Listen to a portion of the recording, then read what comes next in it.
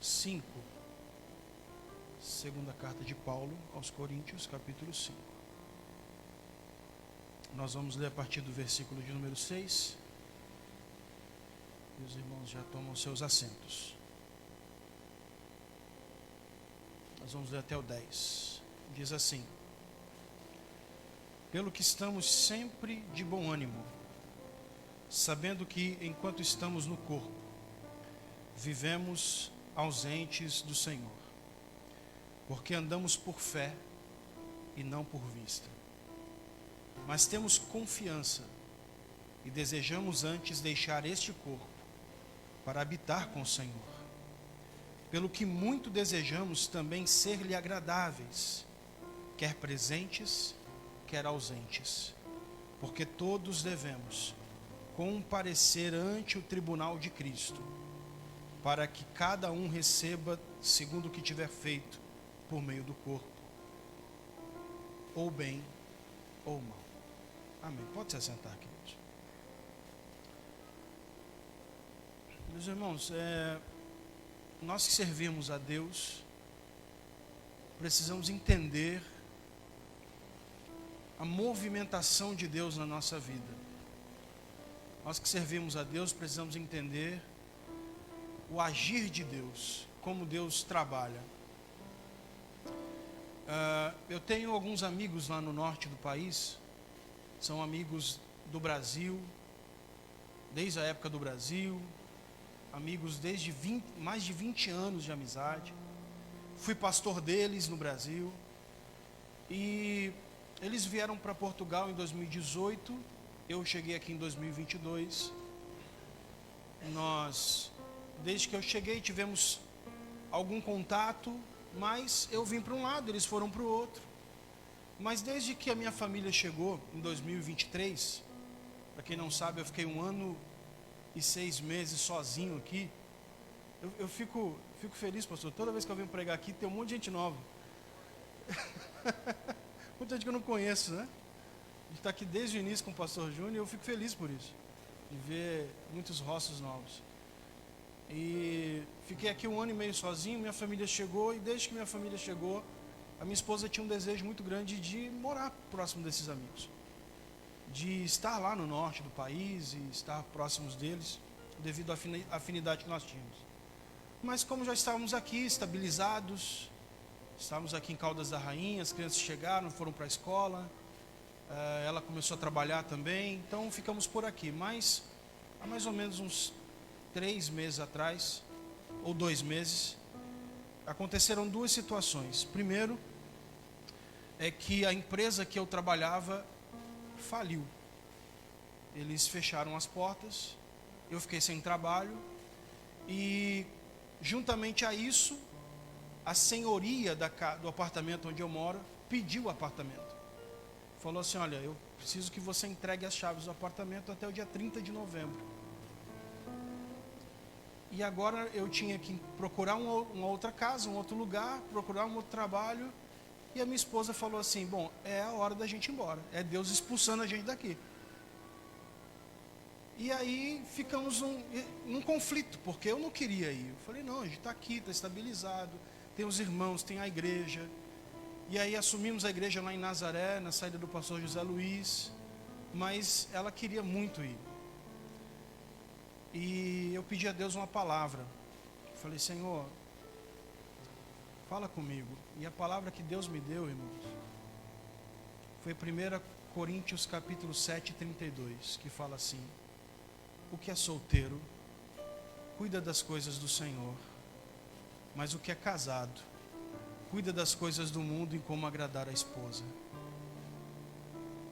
E eu falei: tá bom, Senhor. E aí falei: ok, vamos embora. Falei: só que tem um porém, eu não vou mover um dedo para resolver nada. Se você quer ir, então... E aí, irmão, tem aquela coisa, mulher quando quer uma coisa, irmão. E aí entrou em contato com os nossos amigos lá no norte, e eles já arrumaram escola para as crianças, e arrumaram casa, e foi aquela movimentação. Eu falei: Jesus, está acontecendo mesmo.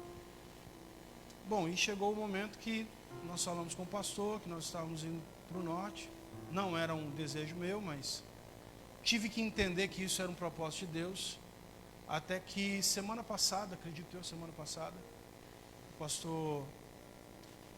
nosso pastor presidente recebeu aqui o pastor de Braga e me chamou aqui na igreja e falou assim: Paulo, o pastor Sérgio de Braga está entregando a igreja porque eles estão de mudança para a Espanha devido ao trabalho, e já que você está indo lá para cima, você vai assumir a igreja lá em Braga.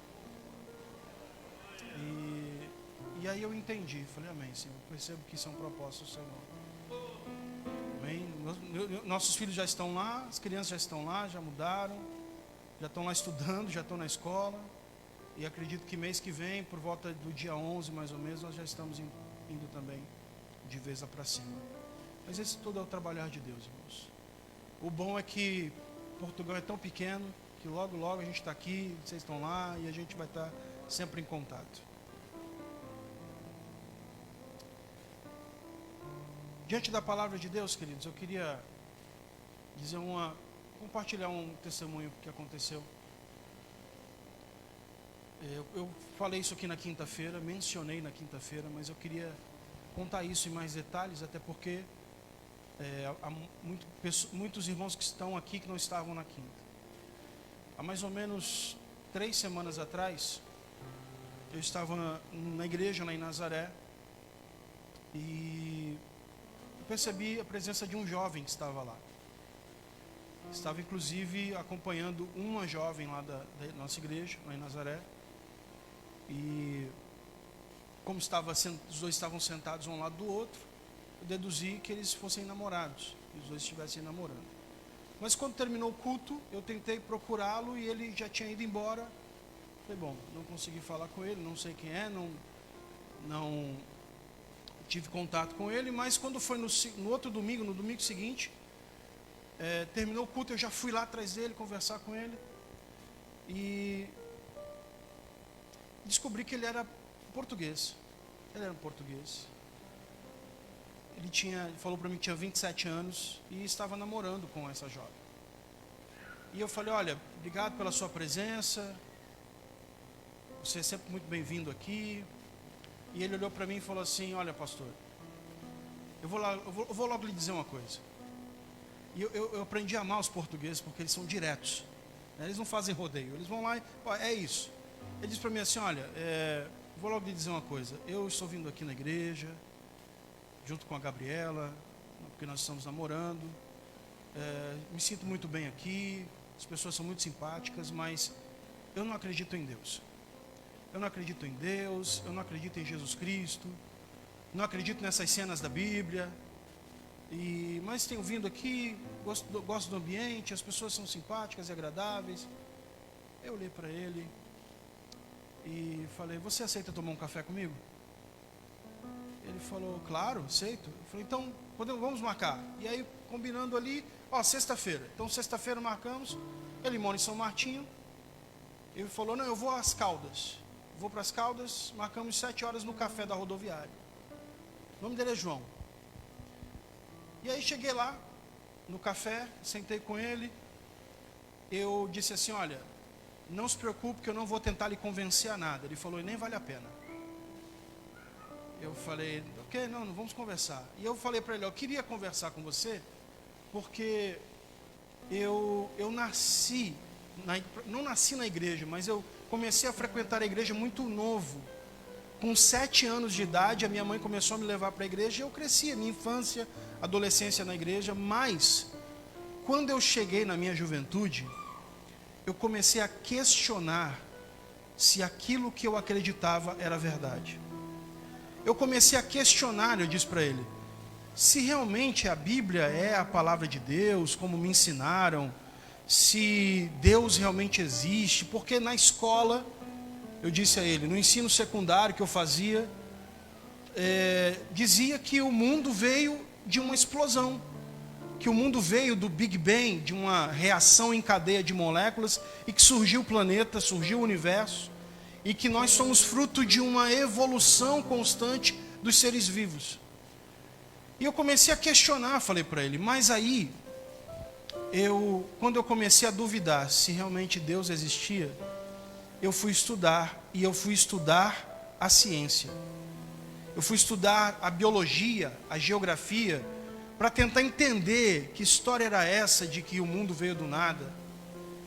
E eu disse para ele assim, João, e foi aí que eu descobri que a Terra, ela está numa distância do Sol exatamente perfeita para que haja vida na Terra. Se ela tivesse um pouquinho mais próxima do Sol, não haveria vida, porque o calor seria imenso, que não permitiria haver vida. Se a Terra tivesse um pouquinho mais longe do Sol, também não haveria vida, porque haveria uma era glacial e não permitiria ter vida na Terra.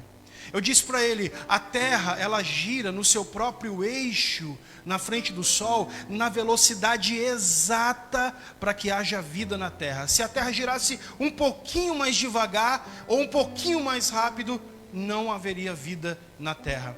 Eu disse para ele assim, olha, a Terra, ela está inclinada no seu eixo, porque a Lua fica fazendo uma órbita em volta da Terra, fazendo com que a Terra fique inclinada no eixo perfeito, para que enquanto há verão no hemisfério norte, haja inverno no hemisfério sul. Eu disse para ele assim, olha, existe na Terra uma camada que envolve a Terra, e que prende o oxigênio dentro do planeta para que a gente possa respirar. É por isso que quando você sai da atmosfera e entra na estratosfera, no espaço, não há mais oxigênio, porque o oxigênio está represado dentro da Terra para que a gente possa respirar e ter vida na Terra. E ainda mais, existem árvores, as árvores, elas pegam o gás carbônico do ar e ela transforma o gás carbônico em oxigênio e liberam na atmosfera, e os seres vivos respiram o oxigênio e soltam o gás carbônico no ar para poder manter também as árvores vivas, funcionando, produzindo. Eu disse para ele assim, as plantas e todos os frutos, elas já vêm com a própria semente embutida no fruto, para que de uma forma natural e automática, se o fruto cai, a semente ela é plantada e aquela árvore cresce novamente. E eu fiquei mais ou menos uns 40 minutos falando para ele de situações, de características da terra que são perfeitas para que haja vida. Eu disse para ele assim, é impossível que isso tenha vindo do nada. Eu falei para ele, João, é impossível que a terra, os animais com a sua diversidade, que tudo isso tenha existido simplesmente de uma explosão ao acaso. Eu preciso ter mais fé para acreditar que o planeta veio do nada do que para acreditar que alguém criou isso aqui. Aí ele olhou para mim e disse assim, ok, pastor, eu entendi. Mas, então se Deus existe, por que há tanta injustiça no mundo? Se Deus existe, irmãos, eu vou resumir a história. Nós ficamos 2h30 conversando. Às 8 fechava o café, o pessoal disse assim, olha, a gente precisa que vocês vão embora, porque nós vamos fechar. E aí eu falei assim, olha, eu acho que tem gente lá na igreja, vamos lá para a igreja. Nós viemos para cá, as irmãs estavam aqui ensaiando, nós fomos para a salinha das crianças, e esse café terminou assim. Ele falou para mim, eu falei para ele assim, João, eu quero fazer uma oração por você. Ele disse para mim, pastor, me ensina a orar. E eu disse para ele assim, João, é só você falar com o seu coração. É só você ser sincero. E eu orei por ele, e ele dizia, Deus, revela-te a mim. Deus, mostra-te a mim. Eu chorei, ele chorou, terminamos e ele foi embora. E daqui a pouco eu continuo a história. O apóstolo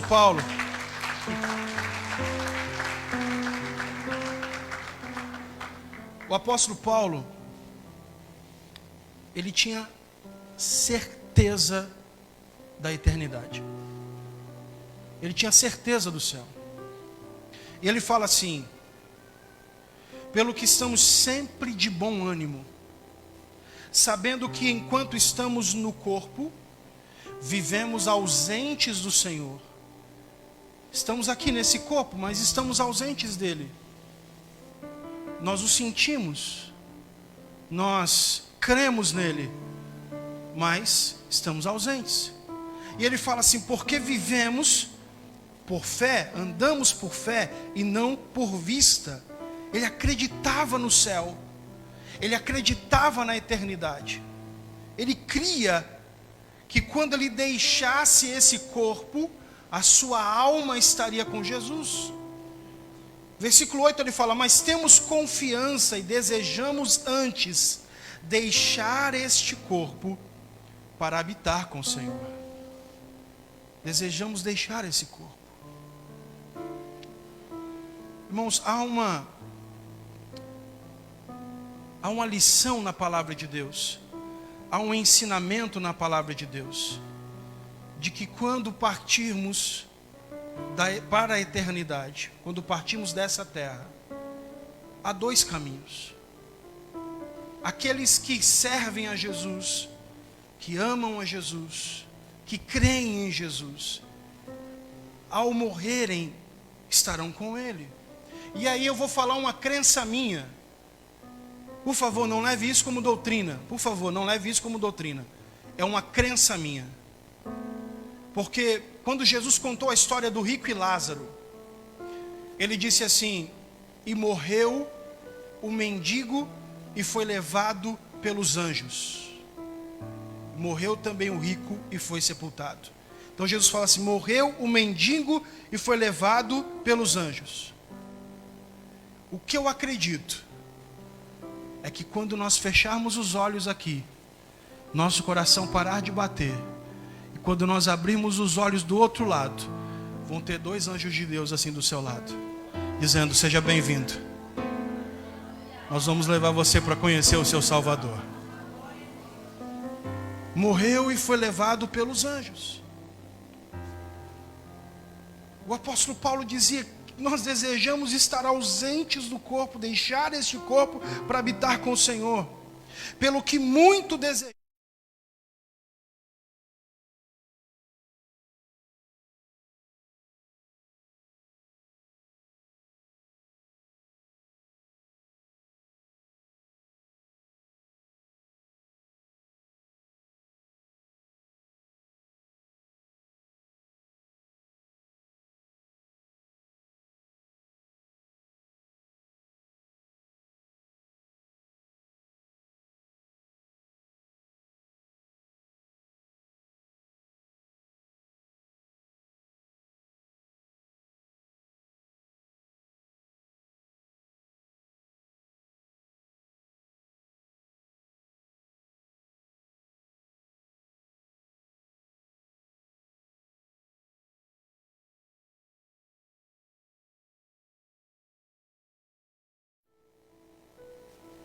Jesus deixou isso muito claro quando ele contou lá em Mateus 25 a história dos talentos, dizendo assim: olha, um homem foi fazer uma viagem e entregou todo o seu patrimônio na mão dos seus servos.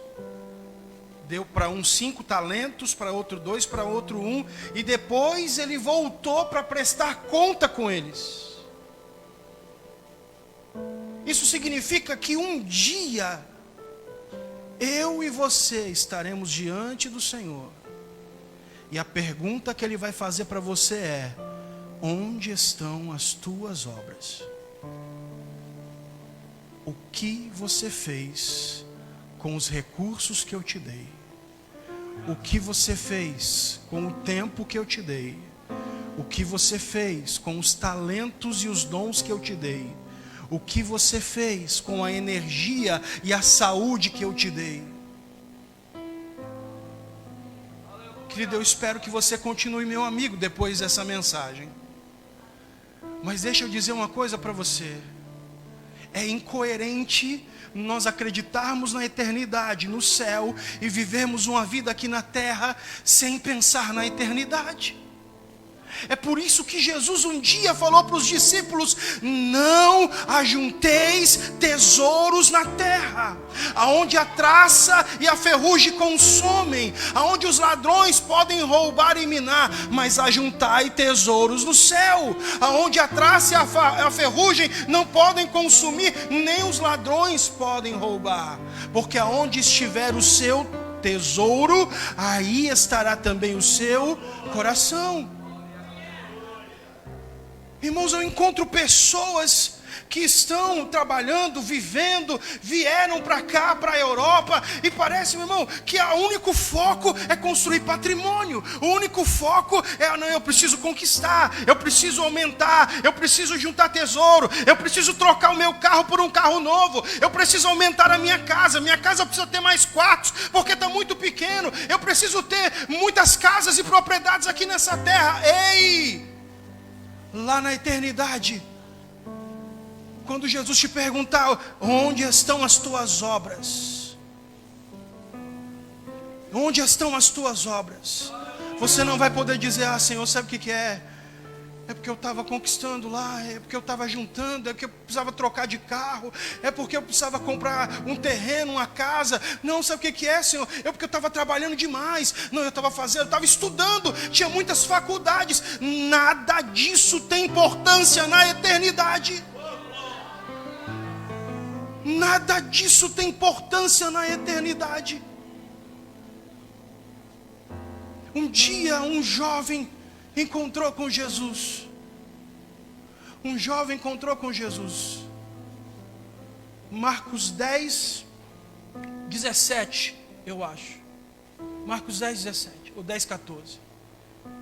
Aquele jovem encontrou-se com Jesus. E o texto vai dizer que ele se ajoelhou diante de Jesus. Ele se ajoelhou. 10, 17, é isso. Ajoelhou diante dele. Irmão, e a primeira coisa que eu entendo aqui: um judeu não se ajoelhava diante de um homem. Lembra da história de Mardoqueu? Amã ordenou que todas as pessoas se ajoelhassem quando ele passasse. Ele falou: eu não me ajoelho diante de homem, só diante de Deus. Esse jovem, esse rapaz, esse homem se ajoelhou diante de Jesus. Sabe o que eu entendo? Ele acreditava que Jesus era o Cristo. Ele acreditava que Jesus era o Messias. Ele se ajoelha e ele diz: bom mestre, o que eu farei para herdar a vida eterna? O que eu farei para herdar a vida eterna? Aí Jesus falou, primeiro Jesus dá uma nele e fala assim: por que você me chama de bom? Só há um que é bom, que é Deus. Em outras palavras, Jesus estava dizendo assim: você está reconhecendo que eu sou Deus? Porque você está me chamando de bom. Só há um bom, que é Deus. E Jesus fala para ele assim: olha, você conhece os mandamentos: não adulterarás, não furtarás, não dirás falso testemunho, honra teu pai e a tua mãe. Jesus cita os mandamentos do decálogo, dos 10 mandamentos.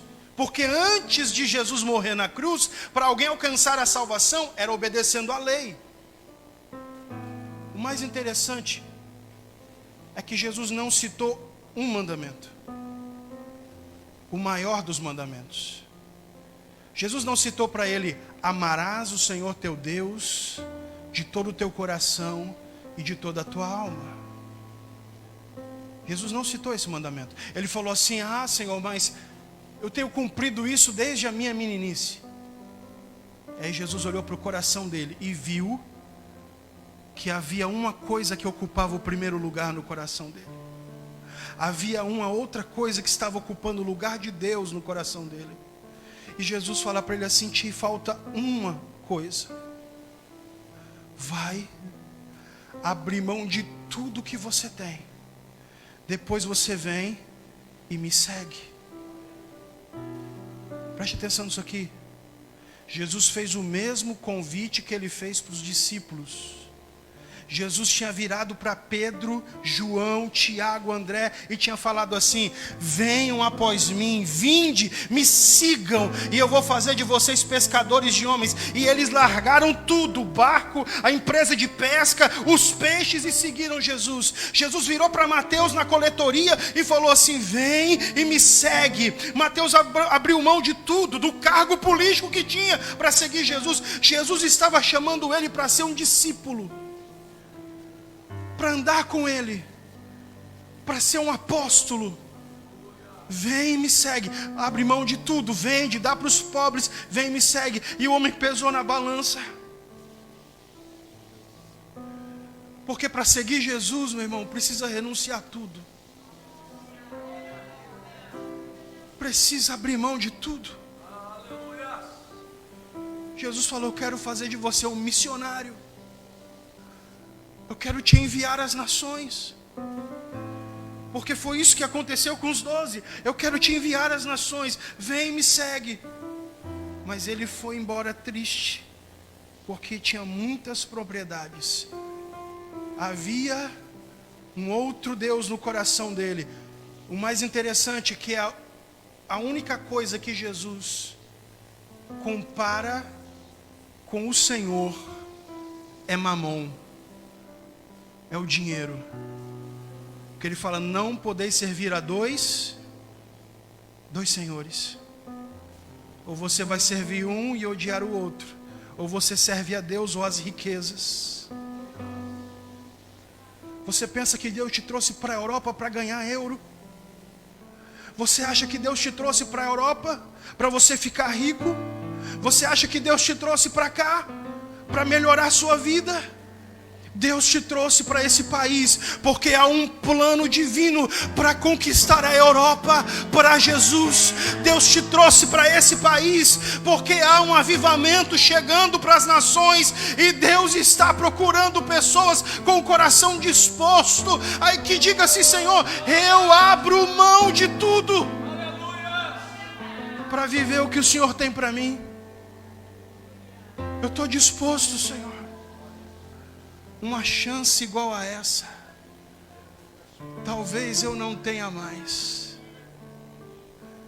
Eu estou disposto, Senhor, a abrir mão. Todos devemos comparecer ante o tribunal de Cristo. Quando o Senhor te perguntar, faz uma reflexão: onde estão as tuas obras? Onde estão as tuas obras? Qual vai ser a tua resposta? Qual vai ser a tua desculpa?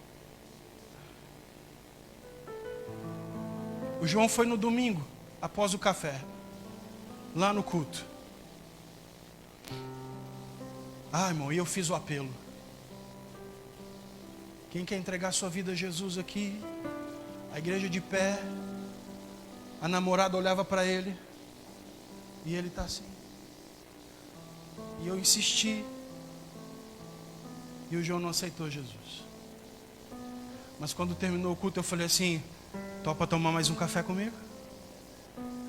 Ele falou: pensei que não ia me chamar. Eu falei: sexta-feira, 7 da noite, mesmo local, estarei lá. Sentei com ele. Falei: João, deixa eu te explicar uma coisa. Existem dois tipos de fé. Existe a fé natural, que é aquela fé que você fala: eu acredito em Deus. Acredito que Deus existe, que Ele é bom, que Ele criou todas as coisas. A palavra diz que aquele que se aproxima de Deus precisa crer que Ele existe. Mas existe uma outra fé, que é a fé salvadora. Essa fé é quando você acredita que a morte de Jesus na cruz do Calvário, ela é suficiente para te dar vida eterna após a morte. Quando você acredita que Jesus morreu e ressuscitou, e que a morte dele é suficiente para te dar vida eterna, a palavra vai dizer que você é salvo. E ele me abriu algumas coisas da vida dele, compartilhou algumas coisas comigo. Ele falou para mim: pastor, eu tentei suicídio 3 vezes. Eu entrei num quadro depressivo, me sentia muito só. Ele compartilhou algumas coisas comigo. Deu 8 horas, o pessoal do café: gente. Eu falei: não, tudo bem, vamos embora, vamos lá para a igreja. Viemos para cá. Daqui a pouco eu ouvi a voz do pastor Jair aqui. Falei: peraí. Fui lá: pastor Jair, vem cá. Pastor Jair veio. O pastor Jair falou a mesma coisa que eu tinha falado para ele: fé salvadora, fé natural. Falei: eita Deus. Fez uma oração por ele. E ele falou assim, não sei se o pastor lembra, ele falou assim, olha, eu acho que está faltando só um tchan. Está faltando só um tchan. Não sei, está faltando... Eu disse para ele assim, João, existe uma coisa chamada experiência de fé. Sabe o que é experiência de fé? Você não vê o vento. Você não vê, mas você sente ele. Você sente o vento batendo no seu rosto, na sua pele, e você sabe que ele é real porque você sente. Eu disse para ele, eu já vivi situações em que eu estava conversando com Deus, e eu comecei a chorar, e eu falava para mim mesmo, por que eu estou chorando? E depois eu descobri que isso é a presença de Deus, é a presença do Espírito Santo, e é algo tão real, que você não tem mais como negar. Isso é uma experiência de fé. Eu falei, eu creio que você vai sentir isso. No dia seguinte, no sábado, nós estávamos em obra em Nazaré. Ele falou assim, eu vou lá ajudar. Foi lá, começou a trabalhar conosco. No meio dali do trabalho, eu disse ao Bruno, o diácono lá da igreja, eu falei assim, rapaz, sabe aqueles louvores que você fica escutando, e toda vez que você escuta, você sente a presença de Deus? Eu falei, eu estou com um louvor desse. Eu falei, vou colocar aqui para você. Aí eu fui lá, pus um Bluetooth na caixa de som. E ele estava na escada. Ele falou, pastor, qual que é o nome desse louvor? Eu falei, o nome desse louvor chama-se Ambição. Ambição? Eu falei, Gabi Sampaio. Aí ele foi, procurou no YouTube, falou, tá, legal, gostei. Passou. No dia seguinte, no domingo, o culto aconteceu, ele está lá sentado, a palavra foi pregada. No final eu falei, quem aqui quer entregar a vida para Jesus? Ele levantou a mão lá em cima.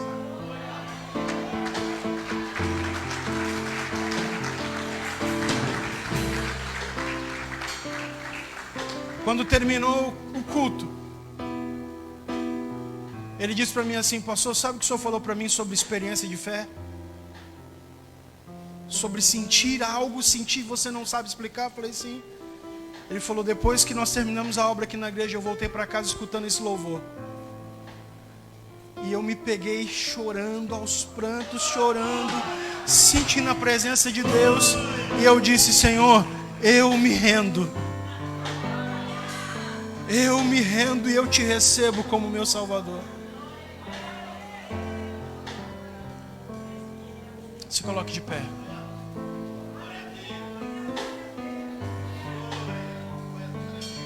Isso foi domingo passado. Quando eu estava durante a semana pensando, falei, Senhor, glória a Deus. Um português de 27 anos encontrou Jesus, encontrou o Senhor. E o Senhor disse para mim assim, aceitar Jesus não é o fim, é o começo, é o início. E aí o Senhor ministrou no meu coração dizendo assim, Jesus disse que uma semente caiu na terra boa, mas houve uma semente que caiu entre os espinhos. E quando a semente começou a crescer, os espinhos sufocaram. Por isso é preciso alguém lá e arrancar os espinhos. Eu mandei uma mensagem para ele e falei, João, sexta-feira, 7 da noite, no mesmo lugar. Ele falou, estou dentro. Sexta-feira nós nos encontramos aqui, anteontem. Eu disse para ele assim, João, é o seguinte, eu vim, te trouxe aqui, te convidei aqui para te dizer, bem-vindo ao discipulado. E quero te dizer uma coisa, eu disse para ele, eu senti de Deus de escrever um livro sobre a sua história de vida. Porque através do seu livro, eu quero entregar para outros portugueses, para que nós possamos evangelizar essa nação. Quero saber se você topa contar da sua experiência, o que você viveu. Ele disse para mim assim, pastor, eu não só topo, como eu já sei até o título do livro. 27 anos na escuridão. De ateu a discípulo de Jesus.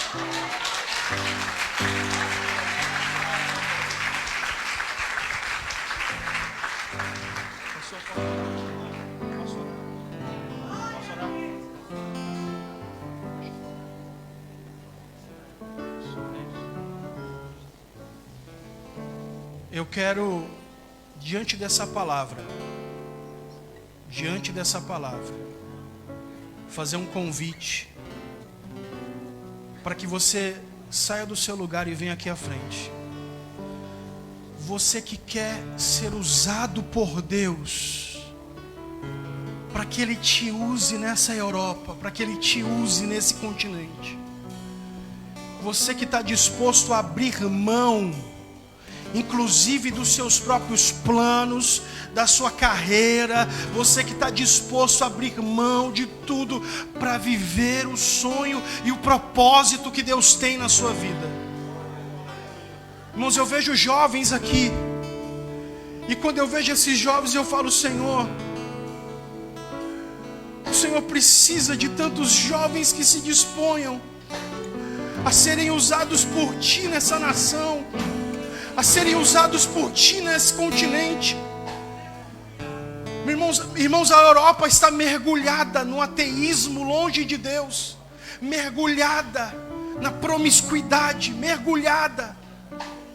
Só na Espanha há mais de 300 cidades que não há uma única igreja evangélica. E nós temos um pastor missionário. Nós temos um pastor que tem um coração missionário para abrir igrejas, abrir obras nesse continente. Mas faltam obreiros. A seara é imensamente grande, mas faltam trabalhadores. Se você quer fazer esse compromisso, sai do seu lugar e vem à frente. De dizer: Senhor, eu quero ser usado. Me usa, Senhor. Me usa. Me usa. Sai do seu lugar e vem à frente. O Senhor está chamando pessoas para o ministério. O Senhor está chamando pessoas para o ministério. Irmãos, se não houver mais pastores, a igreja acaba. Se não houverem futuros pastores, a igreja acaba. O Senhor precisa de pessoas dispostas, de pessoas que digam: Senhor, eu me coloco à tua disposição, faz a tua obra em mim, me leva onde o Senhor quer me levar, me leva onde o Senhor quer me levar. Não desiste de você, Ele se importa com você. O segundo convite que eu quero fazer: se você está aqui nessa noite e você quer entregar a sua vida a Jesus, reconhecendo Ele como Senhor e Salvador da sua vida, ou se você quer renovar sua aliança com Ele, saia do seu lugar e venha aqui à frente. Se você quer entregar a sua vida dizendo: Jesus, eu te recebo como meu Salvador, ou se você quer renovar a tua aliança com Ele, esse é o teu momento. Eu não vou insistir, não vou ser persistente, mas se você quiser, saia do seu lugar e venha aqui receber essa oração. Jesus conhece o seu Espírito Santo, Espírito Santo de Deus,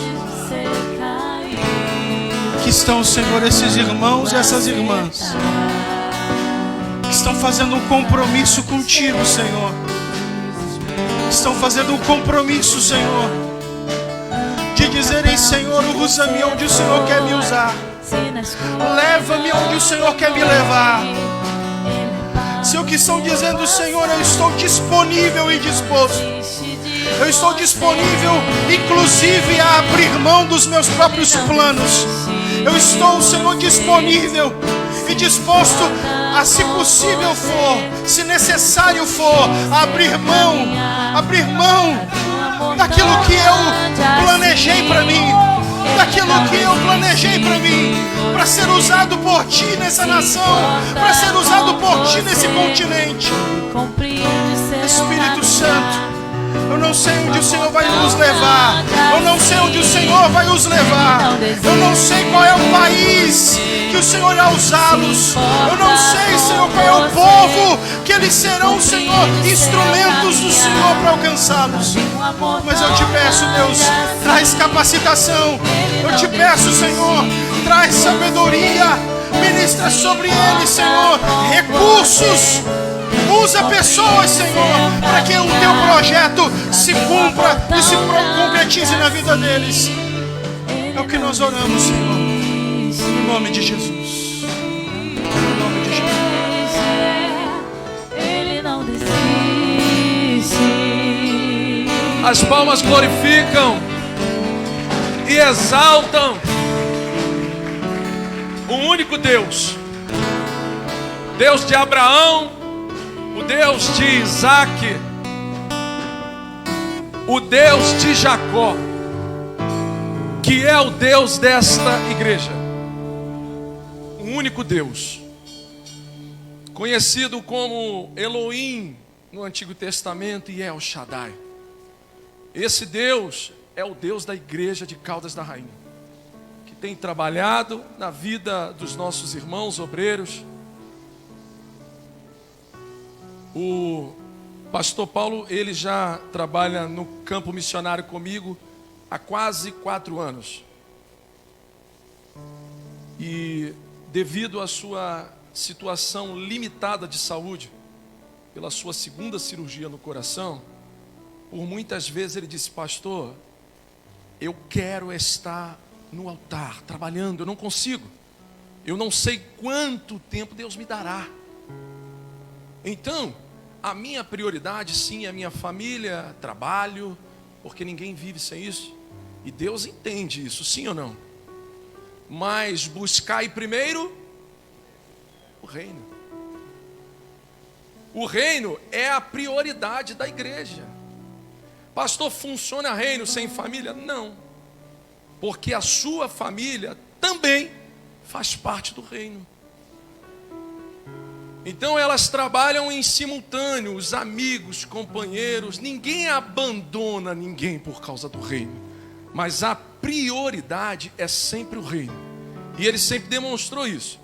Ele estará assumindo Braga, uma igreja linda, um povo bom. Ainda ontem vim de lá, fui e voltei, essa viagem de 3 horas. E a igreja já está alegre de receber esse homem de Deus. Nós estaremos lá na Santa Ceia de outubro ou de novembro, porque outubro nós temos o mês da convenção, para empossar ele lá. A família dele vai estar morando em Penafiel e futuramente vão se transferir para Braga. Inclusive, eu já até tenho um imóvel lá preparando para a possível chegada da família dele, caso isso aconteça. Então chegou o momento, o pastor Paulo ele vai ficar integralmente na nossa igreja em Braga. Ele não vai mais desempenhar função trabalhística no mundo. Ele vai trabalhar no curso teológico e na nossa igreja como obreiro. Então ele ficará lá. A igreja vai estar sempre orando. Deus, continue honrando. Irmão, eu não tenho nenhuma dúvida que já deu tudo certo. Não tem nenhuma dúvida. Porque ainda ontem, a gente conversando, ontem, salvo erro aqui na porta,